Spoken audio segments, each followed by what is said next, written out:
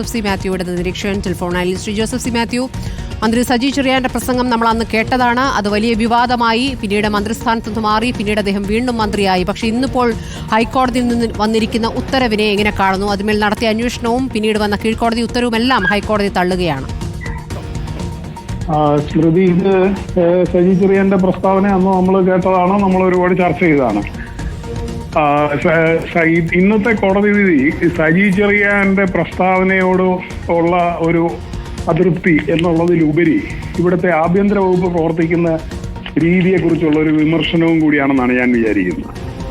ഇത്തരത്തിൽ മന്ത്രി രാജിവെക്കണമെന്ന് കണ്ട ഒരു പ്രസ്താവന, ആ പ്രസ്താവനയെക്കുറിച്ച് നടത്തുന്ന ഒരു അന്വേഷണം ഒരു തരത്തിലും നേരായ രീതിയിൽ പോകരുത് എന്നുള്ള രീതിയിലാണ് അതിൻ്റെ അന്വേഷണ ചുമതല ഏൽപ്പിച്ച ഉദ്യോഗസ്ഥരെ പരിശോധിച്ചാൽ, അന്വേഷണം നടന്ന രീതി പരിശോധിച്ചാൽ, റിപ്പോർട്ട് പരിശോധിച്ചാൽ എല്ലാം നമുക്ക് കണ്ടെത്താൻ കഴിയും. പൊതുജന വികാരം ആറുന്നിടം വരെ ഇതെടുത്ത് അട്ടത്ത് വെക്കുക, അതിനുശേഷം ഒരു പ്രഹസന അന്വേഷണം നടത്തി ഒരു റിപ്പോർട്ട് കൊണ്ടുവന്ന് കൊടുത്ത് വീണ്ടും അത് അവരോധിക്കുക. അതിൻ്റെ രാഷ്ട്രീയ ശരികേടുകളെക്കുറിച്ചോ നിയമപരമായ കാര്യത്തെക്കുറിച്ചോ ഒന്നും പരിശോധിക്കാതെ പ്രവർത്തിക്കുക. ഇങ്ങനെയാണ് ഈ സംവിധാനം ഇപ്പോൾ ഇവിടെ പ്രവർത്തിച്ചുകൊണ്ടിരിക്കുന്നത് എന്നുള്ള ഒബ്സർവേഷനാണിത്. അപ്പോൾ ഇത് നമ്മൾ മനസ്സിലാക്കേണ്ട ഭരണഘടന എന്ന് പറയുന്നത് ഇവിടുത്തെ ഒരു പൗരന് വിമർശിക്കാൻ കഴിയാത്തതോ വിമർശനത്തിന് അതീതമായിരിക്കണമെന്നോ ഒന്നുള്ള അഭിപ്രായം എനിക്കില്ല. പക്ഷേ ഇദ്ദേഹം ഒരു മന്ത്രി എന്നുള്ള രീതിയിൽ ഈ നിലവിലുള്ള ഭരണഘടന തൊട്ട് അതിന്മേൽ സത്യം ചെയ്ത് അധികാരമേറ്റിരിക്കുന്നതാണ്. അതിനോട് നിർവ്യാജമായ കൂറ് പുലർത്തും എന്ന് സത്യപ്രതിജ്ഞ ചെയ്ത മനുഷ്യനാണ് ഇദ്ദേഹം. ആ സ്ഥാനത്ത് കൊണ്ടിരുന്ന് പറയുകയാണ്, ഞാൻ സത്യപ്രതിജ്ഞ ചെയ്ത പുസ്തകം വെറും കുന്തവും കുടച്ചക്രവുമാണ്, ഇവിടെ അടിമത്വം വളർത്താൻ വേണ്ടി ഉണ്ടാക്കി വെച്ചതെന്നാണ് എന്ന് പറഞ്ഞാൽ സത്യപ്രതിജ്ഞ അതെ അതെ അതെ അത് മുഴുവൻ നമ്മൾ ആവർത്തിക്കുന്നില്ല. ഞാൻ ചെയ്ത സത്യപ്രതിജ്ഞയ്ക്ക് യാതൊരു വിലയുമില്ല എന്നും കൂടിയാണ് അദ്ദേഹം പറഞ്ഞതിന്റെ അടിസ്ഥാനം. അപ്പൊ അദ്ദേഹത്തിനത് പറയാനുള്ള അവകാശമില്ല. അദ്ദേഹം പറഞ്ഞാൽ അദ്ദേഹത്തിന് ആ സ്ഥാനത്തിരിക്കാനുള്ള അവകാശമില്ല. അദ്ദേഹം അതേ നിലപാടിൽ അങ്ങനെ തന്നെ തുടരുകയാണ്. രണ്ടാമത്, രാഷ്ട്രീയമായിട്ട് CPIM-നെ സംബന്ധിച്ച്, ഇടതുപക്ഷ പാർട്ടികളെ സംബന്ധിച്ചിടത്തോളം നിലവിൽ രാജ്യം നേരിടുന്ന ഒരു രാഷ്ട്രീയ അന്തരീക്ഷത്തിൽ ഭരണഘടന എന്നുള്ളത് അവരുടെ ഏറ്റവും പോരാട്ടത്തിന് ആവശ്യമായ ഏറ്റവും വലിയ ടൂളാണെന്നുള്ളൊരു തിരിച്ചറിവുണ്ട്.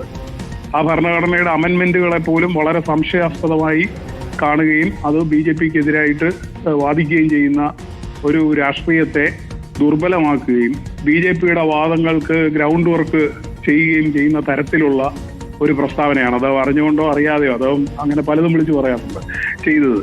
അപ്പോൾ അതുകൊണ്ട് തന്നെ രാഷ്ട്രീയമായി ഇപ്പം ഇന്നത്തെ പരിസ്ഥിതിയിൽ CPIM-ന് ഒട്ടും യോജിക്കാൻ പറ്റാത്ത അവരുടെ ആയുധത്തെ നിർവീര്യമാക്കുന്ന പ്രസ്താവനയാണ് നടത്തിയത്.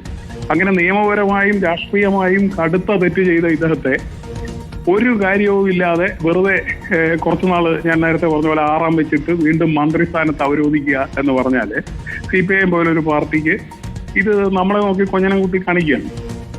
വെറും കുറച്ച് ഏറാൻ മൂളികളെ പിടിച്ച് മേളി വെച്ചിട്ട് ഭരണം നടത്തും, മേൽ കമ്മിറ്റി നടത്തും എന്ന കുറച്ചു നാളായിട്ടുള്ള ഒരു ജനങ്ങളോടുള്ള ഒരു ധാർഷ്ട്യത്തിന്റെ തുടർച്ചയായിട്ട് മാത്രമേ ഇതിനെ കാണേണ്ടതുള്ളൂ. തൽക്കാലത്തേക്ക് കോടതി അത് പറ്റില്ല എന്ന് പറഞ്ഞു. മന്ത്രിയുടെ പ്രസ്താവനയിലൊക്കെ കാണുന്ന ഒരു കോൺഫിഡൻസ് എന്ന് പറയുന്നത് ഇനിയും ഇത്തരം ഉദ്യോഗസ്ഥന്മാരുണ്ട്, ഇനിയും ഇങ്ങനത്തെ നടപടികൾ തുടരാൻ എക്സിക്യൂട്ടീവിന് കഴിയും, അത് ഞങ്ങൾ തുടർന്നുകൊണ്ടിരിക്കും എന്നുള്ള ഒരു പുച്ഛമാണ് നമ്മൾ ആ പ്രസ്താവനയിൽ വീണ്ടും കാണുന്നത്.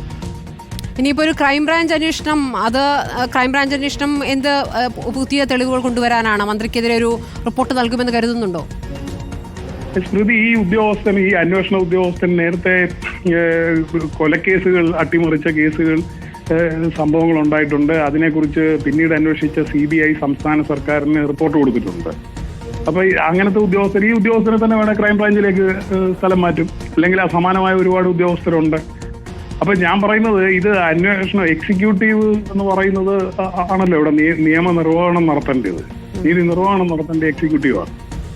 പക്ഷെ അവര് ഈ സത്യപ്രതിജ്ഞ ചെയ്യുന്നതിന് അനുസൃതമായിട്ട് പ്രീതിയോ വിദ്വേഷമോ ഒക്കെ ഇല്ലാതെ ഭരണഘടനയ്ക്ക് അനുസൃതമായി നിയമം വഴി സ്ഥാപിതമായ ഈ രാജ്യത്ത് ഭരണനിർവഹണം, അഡ്മിനിസ്ട്രേഷൻ നടത്തും എന്നുള്ള ധാരണയിലാണ് നമ്മൾ അവരെ ആക്കുന്നത്. അതിന് വിരുദ്ധമായി പ്രവർത്തിക്കും എന്നങ്ങ് ഉറപ്പിച്ചു കഴിഞ്ഞാൽ പിന്നെ ഒരു കോടതി വിധി കൊണ്ടൊന്നും അതിനെ മറികടക്കാൻ കഴിയില്ല. ജനങ്ങൾ പരിഹാരം കാണേണ്ട ഒരുപാട് വിഷയവും കൂടി ഇതിനകത്തുണ്ട് എന്ന് ഞാൻ ചൂണ്ടിക്കാണിച്ചെന്നു. ഇപ്പൊ രാജിവെക്കേണ്ടതിലേക്ക് എത്തുന്നുണ്ടോ കാര്യങ്ങൾ? രാജിവെക്കേണ്ടതിലേക്കുണ്ട്. അദ്ദേഹം രാജിവെച്ചിട്ട് വേണം 2 ആഴ്ച കഴിയുമ്പോൾ വീണ്ടും സത്യപ്രതിജ്ഞ ചെയ്യും. അത് ആ നാടകത്തിനും വില കൊടുക്കേണ്ടി വരുന്നത് ഇവിടുത്തെ ജനങ്ങളാണ്. ഞാൻ അതുകൊണ്ടാണ് പറഞ്ഞത്, ഇതിനെക്കുറിച്ച് സീരിയസ് ആയിട്ട് ചിന്തിക്കേണ്ടത് മുഖ്യമന്ത്രിയാണ്, ശ്രീ സജി ചെറിയാനല്ല.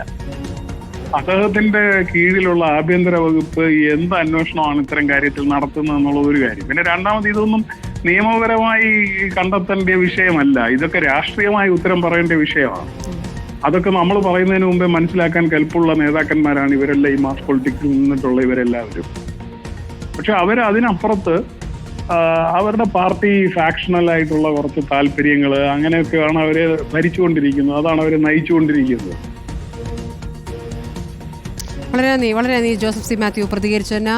ഭരണഘടനയെ അപമാനിച്ച് നടത്തിയ പ്രസംഗം, ആ പ്രസംഗത്തിൽ പുനരന്വേഷണം വേണം എന്നാണ് ഹൈക്കോടതി ഉത്തരവ്.